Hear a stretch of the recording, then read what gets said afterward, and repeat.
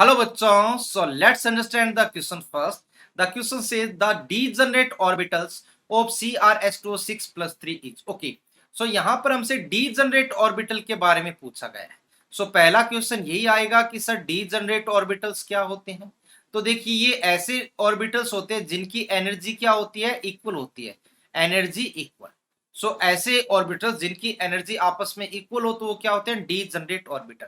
जैसा कि हमें पता है कि स्टार्टिंग में क्या होता है, जब कॉम्प्लेक्स फॉर्मेशन नहीं होता है तो 5d ऑर्बिटल्स एक दूसरे के साथ इक्वल एनर्जी स्टेट में रहते हैं.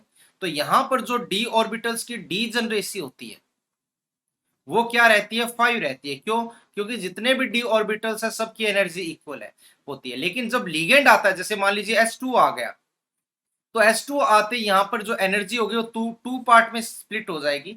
एक तो पार्ट होगा Eg एंड सेकंड पार्ट होगा कौन सा, T2g.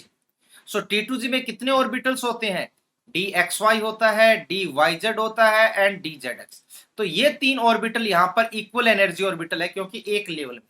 और Eg में दो टाइप के ऑर्बिटल्स रहते हैं जो कि dz square comma dx square minus Y square है. तो इन दोनों की एनर्जी इक्वल होती है. ठीक है, तो अब आप आई थिंक आप समझ चुके होंगे कि डीजनरेसी का मतलब क्या होता है. जब एनर्जी इक्वल होती है तो वहां पर हम क्या क्या कहते हैं, डीजनरेट ऑर्बिटल्स है. तो यहां पर degenerate orbital D Z square D X square minus Y square, या फिर हम कह सकते हैं ये तीन orbital D X Y Y Z Z x.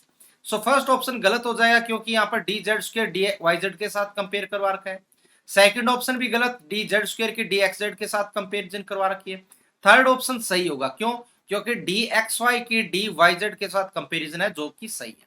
Fourth फिर से गलत क्योंकि X square minus Y square की डी एक्स वाई के साथ कंपेरिजन है. So the right answer of this question is option number 3, that is dxz and dyz. So hope you understand the concept well. Best of luck.